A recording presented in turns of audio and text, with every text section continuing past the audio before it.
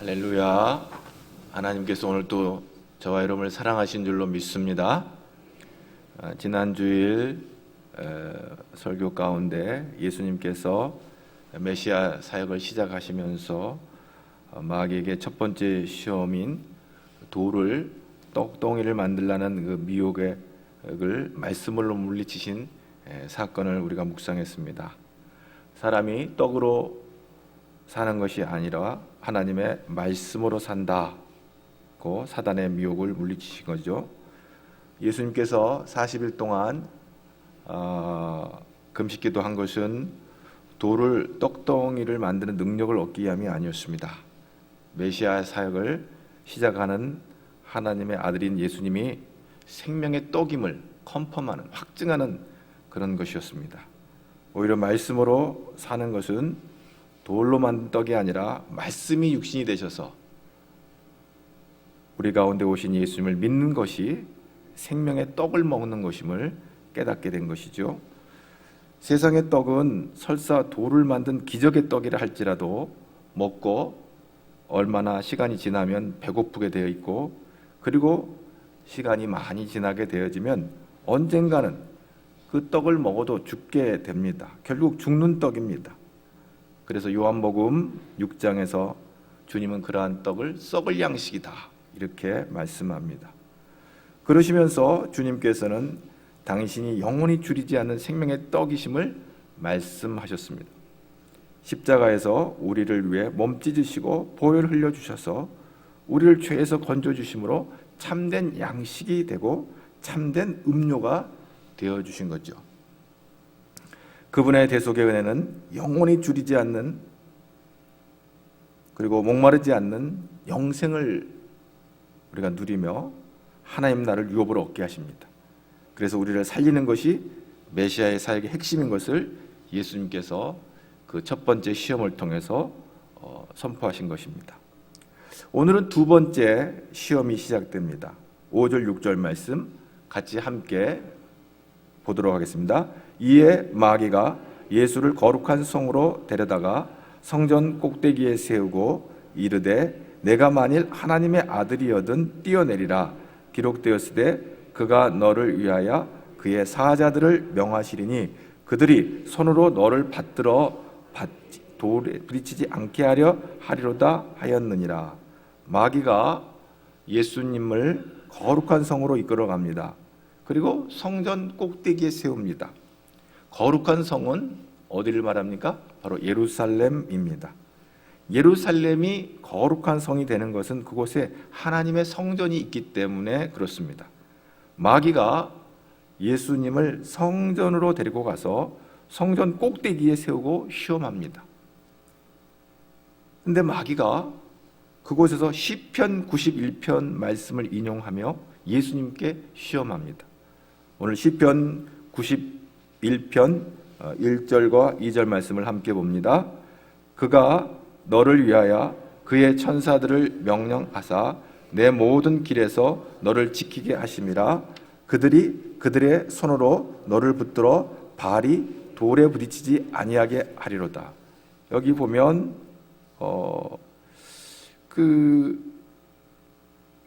마귀가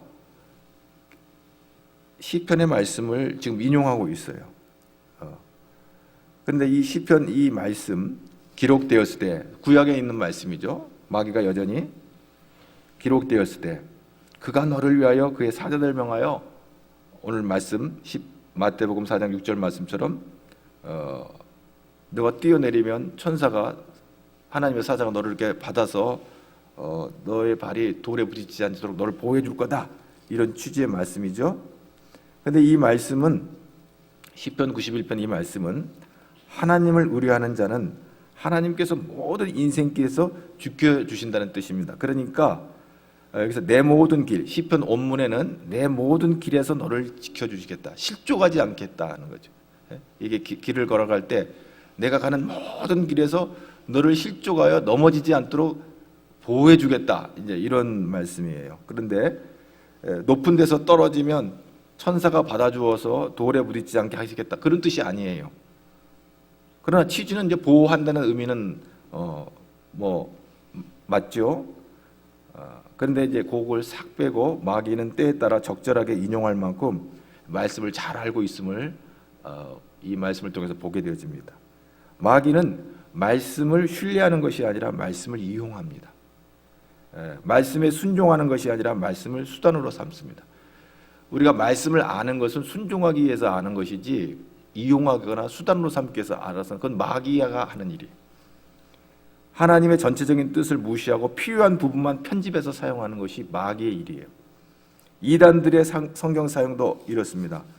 겉보기에는 기록된 성경 말씀을 존중하는 것 같지만 자기들의 목적을 위해 성경을 편집해서 이용을 합니다. 성경 구절을 많이 아는 것보다 그래서 중요한 것은 바르게 아는 것이 중요해요. 그래야 미혹에 넘어가지 않아요.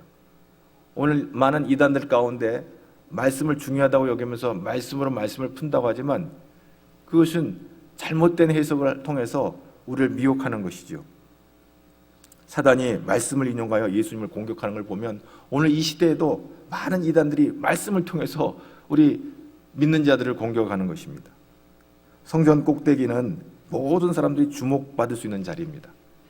그곳에 모인 사람들에게 효과적으로 강구할 수 있는 아주 공간입니다. 마귀는 하나님의 성전을 점령하여 하나님의 말씀을 왜곡하여 사람들을 미혹합니다. 그런데 우리가 이 말씀을 통해서 생각해 볼 것이 있습니다. 설사 성전 꼭대기에서 떨어질 때 천사들이 가서 받아주어서 산다 해서 오는 결과가 뭘까요? 받아주어 살아 하나님의 아들이라는 입증을 한들 그게 무슨 의미가 있을까요?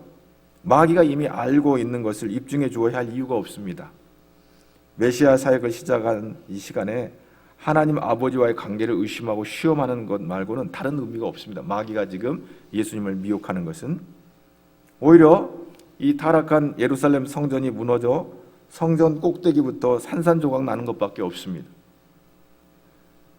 예수님 당시 성전에 대한 예수님의 생각을 알아볼 필요가 있습니다. 과연 예수님은 이 성전에 대해서 어떻게 이해를 하고 계셨는가? 마태복음 21장 12절 13절을 함께 보겠습니다.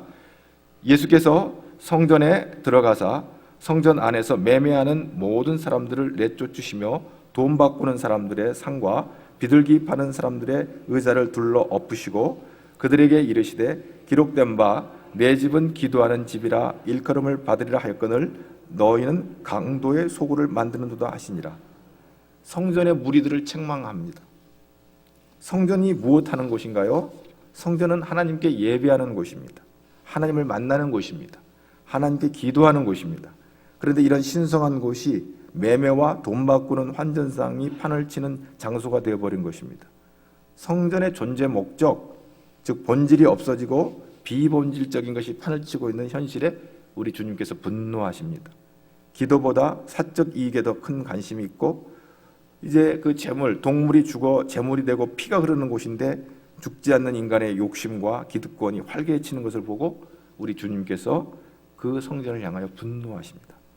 이 성전의 상인들 뒤에는 종교 권력을 행사하고 있던 대제사장들과 서기관들이 뒷배가 되어서 그들을 봐주며 이익을 챙기는, 이익을 나누어 갖는 아주 참 안타까운 일이 이 성전 안에 벌어지고 있는 것입니다.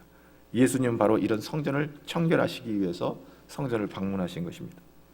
그 당시 유대 사회와 종교의 타락의 중심에 바로 이 성전의 타락, 예배의 타락이 자리 잡고 있음을 주님께서는 보고 계신 것입니다. 그래서 이것을 책망하신 거예요. 그리고 예루살렘의 멸망에 대해서 말씀하십니다. 예수님께서 마태복음 23장에 성전에 들어가서 바리새인과 서기관들의 그 위선됨과 잘못된 그 신앙을 질타하시고 마태복음 23장이 끝나갈 무렵 37절, 38절 한번 보겠습니다. 예루살렘아, 예루살렘아, 선지자들을 죽이고 내게 파송된 자들을 돌로 치는 자여, 암탉이 그 새끼를 날개 아래 모음같이 내가 내 자녀를 모으려 한 일이 몇 번이더냐? 그러나 너희가 원하지 아니하였도다. 보라, 너희 집이 황폐하여 버려진 바 되리라. 예수님은 예루살렘을 인격화하여 선지자들을 죽인 것과 예루살렘에 보냄을 받은 자를 죽인 행위를 지적합니다. 예루살렘은 유대 민족의 상징입니다. 여기서 이 본문에서 예루살렘은 마태복음 23장에서 바리새인과 서기관들의 위선을 책망하시는 말씀을 마치시면서 너희들 예루살렘의 운명과 같은 처지에 놓이게 될 것을 말하고 있는 것입니다. 실제로 예수님께서는 예루살렘 백성들이 하나님의 명령을 전한 스가랴 선지자를 돌로 쳐 죽인 그 역대하의 사건을 인용하시는 거예요. 유다 8대 요아스 왕이 여호와의 전을 버리고 아세라 목상과 우상을 섬길 때 하나님의 진노가 임합니다. 그 사건이 역대하 24장 19절에 나오는데 바로 예수님께서 그 사건을 기억하고 계시는 거예요. 구약의 말씀을 예수님께서는 그것을 기억하시고 말씀하시는 겁니다. 역대하 24장 19절, 20절 말씀, 21절까지 함께 보겠습니다. 그러나 여호와께서 그들에게 선지자를 보내사 다시 여호와에게로 돌아오게 하시매 선지자들이 그들에게 경고하였으나 듣지 아니하니라. 이에 하나님의 영이 제사장 여호야다의 아들 스가랴를 감동시키심에 그가 백성 앞에 높이 서서 그들에게 이르시되 하나님이 이같이 말씀하시기를 너희가 어찌하여 여호와의 명령을 거역하여 스스로 형통하지 못하게 하느냐 하셨나니 너희가 여호와를 버렸으므로 여호와께서도 너희를 버리셨느니라 하나 무리가 함께 꾀하고 왕의 명령을 따라 그를 여호와의 전 뜰 안에서 돌로 쳐 죽였더라. 우상을 섬기는 것을 지적하고 스가랴 선지자가 책망할 때 이제 이 일로 인하여서 오히려 돌로 맞아 죽게 되는 이 사건이 바로 유다 8대 요아스 왕 때 일어난 일입니다.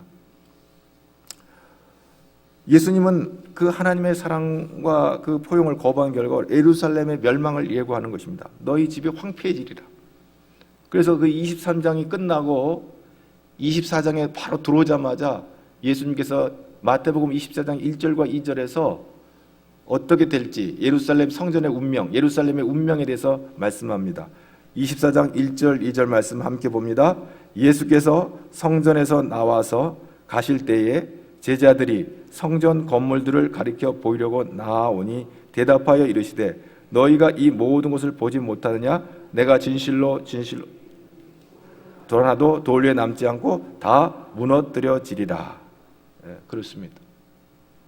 예수님 당시 예루살렘 성전은 예수님이 탄생하시기 전부터 헤롯 왕에 의해서 건축이 진행되는 중이었습니다. 예수님이 오신 그 때에도 예수님이 오셨을 때도 계속 서로 성전이 헤롯 성전이 계속 리모델링 되고 있는 상황이었습니다.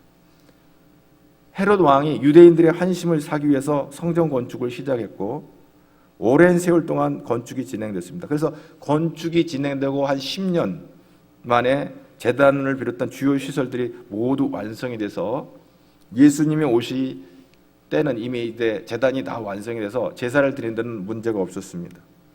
그런데 예수님 오시고 난 후부터도 계속해서 그 성전을 계속 리모델링 했는데 성전의 뜰, 성전의 담, 성전문 등 외곽을 매우 아름답고 화려하게 꾸몄는데 그 일을 계속 오랜 세월 동안 그렇게 하는 거예요.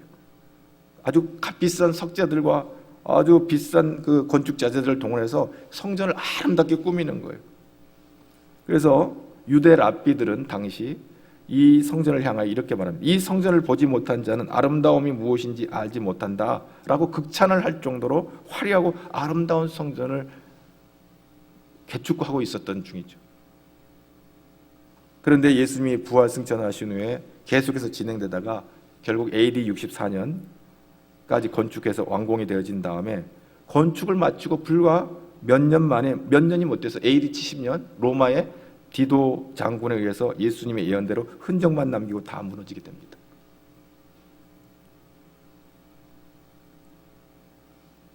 예수님께서 성전에 나와서 가실 때라고 마태복음 24장에 그렇게 말씀하시는 것은 마태 23장에서 성전에서 가르치시고 나온 후에 다시는 헤롯 성전에 들어가지 않으셨습니다. 예수님께서 이 성전을 떠날 때 하나님의 영광이 더 이상 머무르지 않았습니다. 결국 예수님이 계시지 않은 성전은 건물에 불과합니다. 겉모양이 화려한 것이 중요한 것이 아닙니다. 빈 껍데기에 불과한 성전은 더 이상 거룩한 성전이 될 수가 없습니다. 왜곡된 하나님의 뜻이 전해지는 곳은 더 이상 성전의 구실을 할 수가 없습니다. 바로 예수님 당시에 성전의 형편이 그랬다는 거예요. 그런데 사단 마귀는 그걸 거룩한 성이라고 말하고 그 성전 꼭대기에 올라가서 예수님을 시험한 것이죠. 하나님을 믿음의 자리가 아니라 하나님을 시험하는 자리가 될 때 이 성전은 무너질 수밖에 없는 거예요. 예수님은 왜곡된 사단 마귀의 시험을 단호하게 오늘 7절 말씀에 거절합니다. 하나님을 시험하지 말라. 이 말씀은 신명기 6장 16절의 말씀과 관련된 것입니다. 신명기 6장 16절에 보면 너희가 마사에서 시험한 것 같이 너희 하나님 여호와를 시험하지 말고 란 말이에요. 그 말을 인용하시는 거예요. 마사에서 시험한 것 같이 너희 하나님을 시험하지 말라. 마사에서 시험한 이야기는 출애굽기 17장에 자세히 나오고 있습니다. 우리가 지난 주일날 우리가 돌을 가지고 떡을 만들라는 이 사건은 출애굽기 16장에 만나와 메추라기로 무엇을 먹을까 하는 문제에 직면했던 이스라엘 백성들에게 향한 그 메시지였는데요. 바로 그 메시지가 출애굽기 16장이었는데 출애굽기 17장에는 바로 먹는 문제가 해결된 이스라엘 백성들에게 닥친 문제가 뭐냐면 마실 물이에요. 무엇을 마실까 하는 문제였어요. 출애굽기 16장에서는 무엇을 먹을까? 애굽에서 탈출해 나올 때 싸가지고 난 음식이 2달 보름 만에 다 동이 나버렸어요. 그래서 먹을 것이 떨어지니까 이제 어떻게 해야 되나? 모세 이끌은 그 모세에게 원망과 불평을 하고 우리 곧 굶어 죽게 됐다라고 하소연하는 이야기가 출애굽기 16장의 얘기예요. 그때 하나님께서 만나와 메추라기를 통해서 그들을 먹이신 거예요. 그 말씀과 신명기 8장 3절이 연결되어지는데 예수님께서 그 신명기 8장 3절을 인용하시면서 사람이 떡으로만 사는 것이 아니라 하나님 입에서 나오는 말씀으로 산다는 말씀으로 그 사단의 시험을 제어하는 것을 봅니다. 신명기 8장 3절에 내 조상들도 알지 못하던 만나를 내게 먹이신 것은 사람이 떡으로만 사는 것이 아니요 여호와 입에서 나오는 모든 말씀으로 사는 줄을 내가 알게 하려 하심이라. 그렇습니다. 그렇게 신명기 8장 3절의 말씀을 가지고 첫 시험을 예수님께서 사단 마귀와 대적하신 것이죠. 그러면 출애굽기 17장 1절 2절에는 그 먹는 문제가 해결된 다음에 이제 마실 물의 문제에 대한 이 불평과 원망이 있는 거예요. 출애굽기 17장 1절과 2절 말씀을 우리 한번 계속해서 보겠습니다. 이스라엘 자손의 온 회중이 여호와의 명령대로 흰 광야에서 떠나 그 노정대로 행하여 르비딤의 장막을 쳤으니 백성이 마실 물이 없는지라. 백성이 모세와 다투어 이르되 우리에게 물이 주어 마시게 하라. 모세가 그들에게 이르되 너희가 어찌하여 나와 다투느냐? 너희가 어찌하여 여호와를 시험하느냐? 그래 그때 하나님께서 말씀하시는 거예요. 6절과 7절에 이제 모세에게 하나님께서 말씀하시는데 계속해서 우리가 출애굽기 17장 6절과 7절 말씀을 보겠습니다. 내가 호렙산에 있는 그 반석 위 거기서 내 앞에서 서리니 너는 그 반석을 치라. 그것에서 물이 나오리니 백성이 마시리라. 모세가 이스라엘 장로들의 목전에서 그대로 행하니라. 그가 그곳 이름을 마사 또는 무리바라 불렀으니 이는 이스라엘 자손이 다투었으며 또는 그들이 여호와를 시험하여 이르기를 여호와께서 우리 중에 계신가 안 계신가 하였습니다. 바로 이 말씀이 신명기 6장 16절과 연결되어지는 부분이에요. 그런데 예수님께서는 신명기 6장 16절 말씀을 인용하시면서 하나님을 시험하지 말라. 바로 이 마사에서 이 시험의 사건을 통해서 말하는 거죠. 하나님 계신가 아닌 계신가. 대개 사람들은 예상치 못한 문제를 만나거나 위기를 만나면 당황하고 두려워합니다. 당연하죠. 그런데 문제는 두려움이 그 두려움 자체로 끝나는 것이 아니에요. 본문에 등장하는 이스라엘 백성들의 경우를 보면 두려움이 곧바로 불평과 원망으로 이어집니다. 그들의 불평과 원망은 그들을 그 어려운 상황으로 이끌었다고 보는 모세에게로 향합니다. 정말 하나님이 우리 중에 계신 건 맞아요? 우리를 떠난 거 아니야? 홍해를 건널 때 하나님의 은혜로 홍해를 건너왔잖아요. 그리고 건너와서 먹을 것이 없다고 불평하고 할 때 그 만나와 메추라기를 모아서 그들이 줄인 배를 채웠잖아요. 그 다 하나님의 은혜로 거기까지 왔는데 이제는 마실 물이 없다고 하나님이 어디 가신 거 아니냐고. 하나님 어디 떠난 거 아니냐고. 지금 하나님 부재에 대한 의심을 갖고 있는 거예요. 이 의심과 불신이 섞인 질문에 대한 하나님의 답변은 출애굽기 17장의 결론은 그렇습니다. 결론은 뭐냐? 마실 물이 없는 곳에도 하나님은 여전히 계신다. 그것이죠. 우리가 답답하고 어려운 일을 만날 때 스스로 질문합니다. 정말 하나님 나와 함께 계시는가? 난 지금 힘들어 죽겠는데 정말 하나님 날 도와주시는가? 일이 이렇게 안 풀리고 사방으로 꽉 막혀 있는데 하나님은 정말 나와 함께 하시는가? 그런 의문과 의혹을 가질 때가 있는 것이죠. 하나님은 풍년이 든 곳에만 하나님이 계신 것이 아니라 흉년이 든 곳에도 계십니다. 이삭이 흉년이 든 블레셋 그랄에 거할 때도 하나님 그와 함께 계셨습니다. 그와 함께 하셨어요. 흉년이 들어도 하나님이 나와 함께 하시면 살 수 있습니다. 아멘.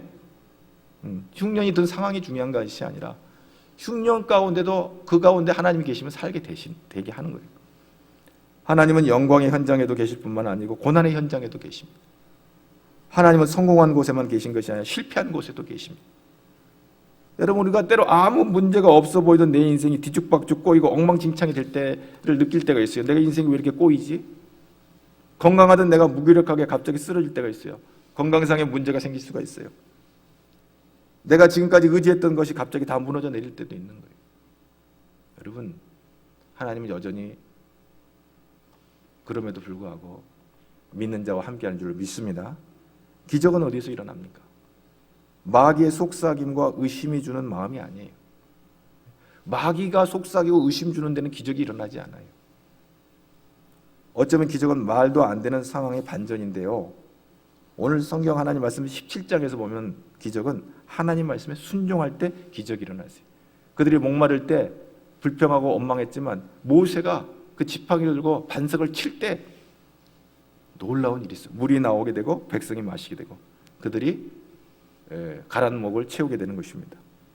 하나님께서 모세에게 말씀하셨습니다. 반석을 치라. 물이 나오리니 백성이 마시리라. 그들의 목마름이 해결될 것이다. 반석을 치라 그랬어요. 이 반석을 친다는 것을 신약 성경에서 우리가 신약 성경적인 신학적인 입장에서 어떤 영적인 의미가 있을까를 해석해 볼 필요가 있습니다. 이 반석을 친다고 하는 것은 생수 근원이신 예수님을 만나는 거예요. 요한복음 7장 38절에 누구든지 목마르든 내게로 와서 마셔라. 나를 믿는 자는 그 배에서 생수의 강이 흘러나리라. 예수님께서 말씀하셨어요. 나를 만나면 네 목마름이 해결함을 얻을 것이다. 예수님께서 사마리아 여인에게 말씀하셨어요. 난 12시에 우물가에 나와서 물을 길르는 그 여인에게 말했어요. 당신께서 말씀하신 이 물을 마시는 자는 영원히 목마르지 아니하리니 내가 주는 물은 그 속에서 영생하도록 솟아난 샘물이 되리라. 바로 생수가 되시는 주님을 만나는 축복, 바로 반석을 치는 축복입니다. 두 번째, 이 갈보리 언덕에서 깨어지고 상하신 주님의 몸에서 흘러내리는 보혈을 의미합니다. 예수님의 보혈만이 목마른 인간들의 갈증을 다 해결해 줄 수가 있습니다. 예수님이 우리의 참된 음료가 되십니다. 바로 그것이죠. 사단 마귀가 예수님께 속삭입니다. 야, 네가 하나님의 아들이거든. 뛰어내려봐. 그럼 천사가 널 받아줘서 너 안 다칠 거야. 마귀의 속삭임에 예수님께서 거절하십니다. 하나님은 불가능한 일도 하시지만 경우가 있어요. 하나님의 뜻이 아닌 경우에는 어떤 표적도 나타내지 않고 어떤 기적도 나타내지 않았어요. 하나님이 만드신 자연 법칙을 무시하는 초자연 현상들도 그것도 하나님의 뜻 안에 있는 거예요. 예수님은 인류를 구속하시기 위해서 십자가를 지시기 위해서 이 땅에 오셨습니다. 그런데 성전 꼭대기에서 떨어져 그야말로 영화의 한 장면처럼 드라마틱하게 천사가 예수님을 보호하는 이 이야기 속에는 예수님의 입장에서는 아무 의미가 없습니다. 아버지가 아들을 살리는 건 당연한 거 아니에요? 그분이 하나님의 아들이기 때문에 하나님이 보호하시는 건 당연한 이야기로 끝나는 것이에요. 더 이상 의미가 없어요.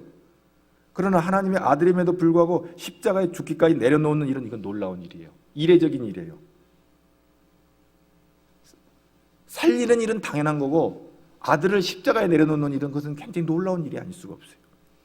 왜 그런 일이 일어납니까? 하나님께서 세상을 사랑하셔서 독생자를 주셔서 그를 믿는 자는 멸망하지 않고 영생을 얻게 하시는 하나님의 구원의 계획이 있었기 때문에 그렇습니다. 인간들을 구원하기 위해서는 꼭대기에서 성전 꼭대기에서 떨어지는 아들을 살리는 일이 아니라 십자가에서 죽기까지 아들을 내려놓는 일인 것이었어요. 그것이 하나님의 뜻이었어요. 예수님께서는 아버지의 뜻을 이루기 위해서 오신 거예요.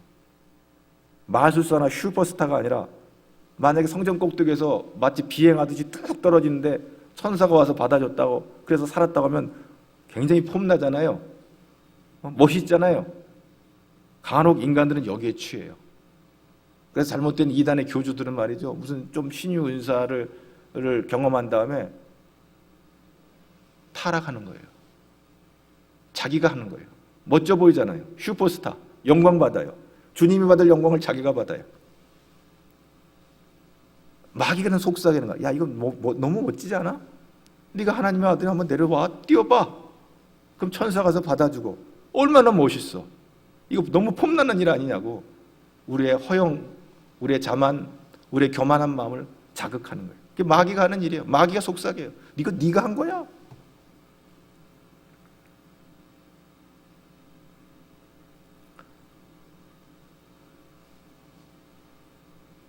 십자가에서 세상의 모든 죄짐을 지고 가는 어린 양으로 오셨어요. 고난의 종으로 오셨어요. 예수님께서. 우리는 어떤 태도를 취해야 될까요? 하나님이 하시는 일을 믿음으로 받아들여야 되나요? 하나님 하시는 일을 시험을 해야 될까요? 예수님께서는 하나님 아버지 뜻을 위하여 이 땅에서 영광의 길을 외면하시고 고난의 길, 십자가의 길을 가신 거예요. 그리고 무너진 것은 타락하고 겉보기만 화려한 빈 껍데기 예루살렘 헤롯 성전이었어요. 흔적만 남겨놨어요. 흔적만. 예. 안타까운 건 거기에 지금 예루살렘 그 성전의 자리가 이슬람 성전의 성지가 돼, 이슬람 그 성전이 지어지고 거기 성지가 돼버렸잖아요.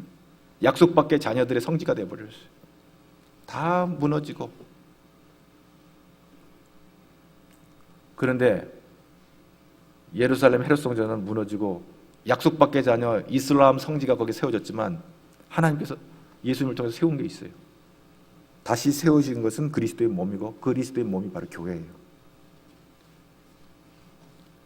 구약시대의 예루살렘 성전은 이스라엘 백성들의 모든 삶의 중심이었습니다. 이 예루살렘 성전은 바로 이 땅에 육신을 입고 오실 예수님의 그림자였습니다. 예수님이 오시니까 그림자는 무너진 거예요.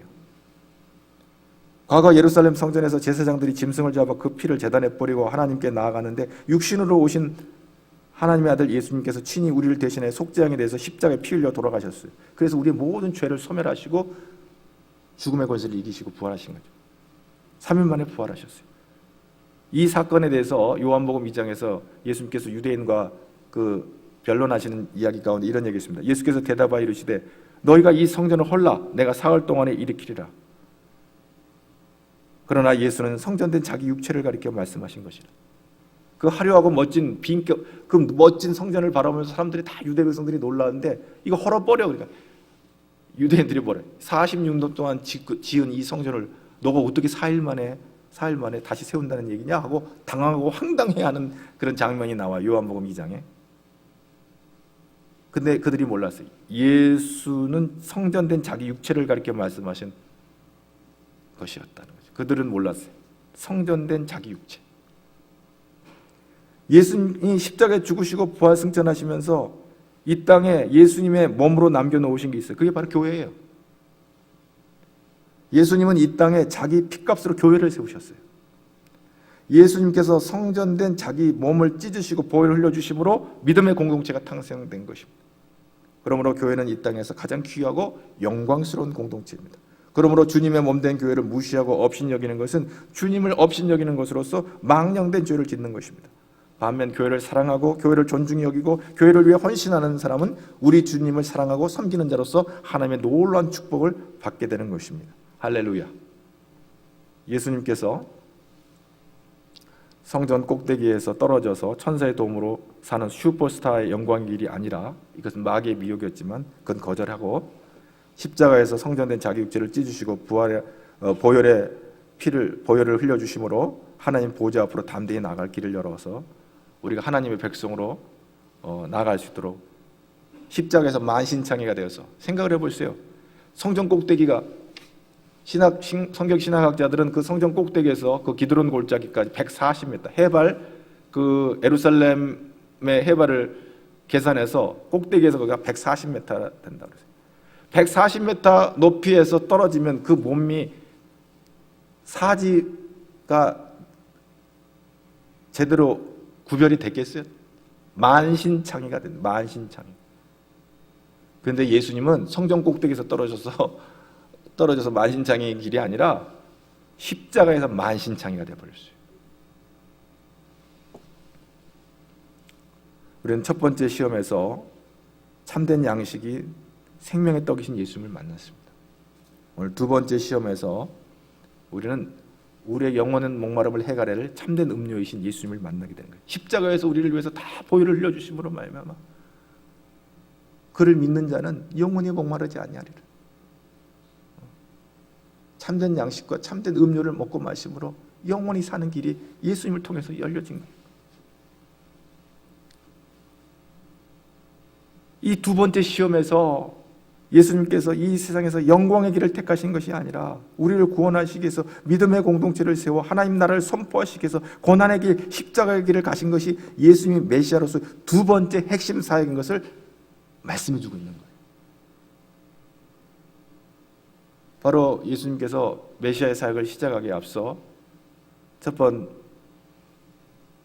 사역에서 당신이 생명의 떡임을 말씀해 주고 이 두 번째 사역에서는 바로 이 십자가의 길을 걸어 너희들 구원하는 일이 나의 미션인 것을 선포하는 것입니다.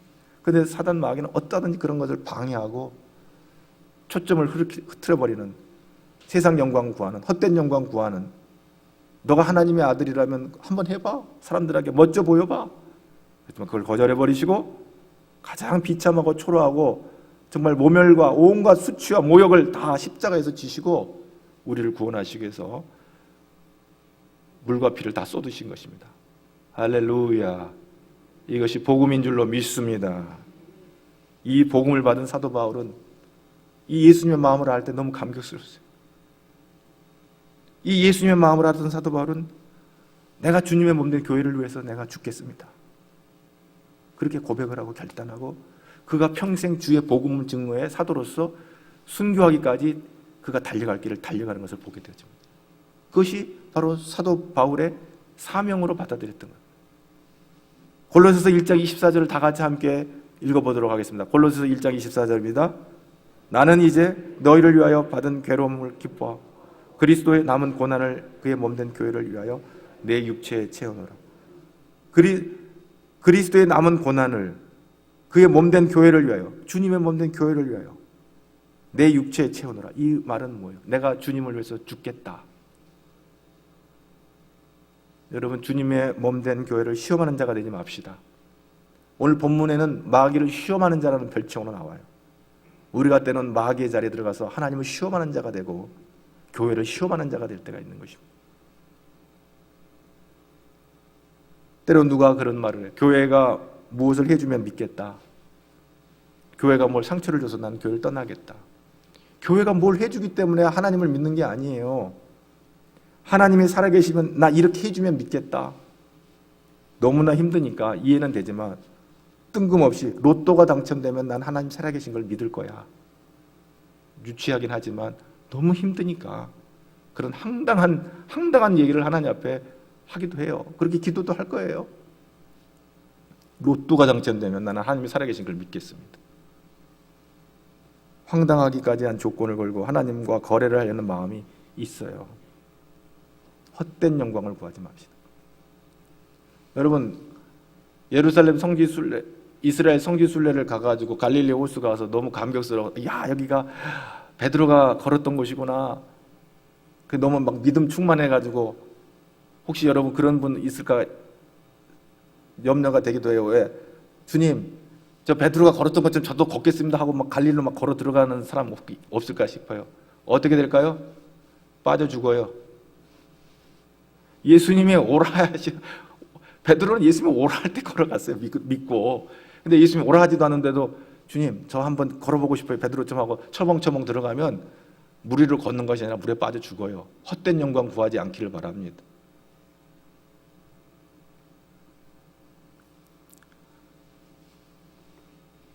믿음으로 주님의 몸된 교회를 섬기는 자가 될 수 있기를 바랍니다. 하나님이 무엇이 아쉬워서 로또 받건 당첨되면 하나님 살아계심을 믿겠다고 하는 사람한테 로또를 당첨시켜 줄 거예요. 우리는 이 세상을 천년만년 살고 갈 인생 아닙니다. 언젠가 하나님 앞에 서야 합니다. 신앙생활 하다가 상처를 받았다고 주님 품을 떠나거나 교회를 떠나는 어리석은 마음은 시험든 자의 마음입니다. 예수님께서 우리를 구원하시기 위해서 생명을 주셨습니다. 이보다 더 귀한 것은 이 세상에 없어요. 찾아보세요.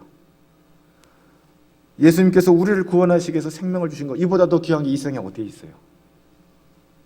감사할 수 있기를 바랍니다. 기도할 수 있기를 바랍니다.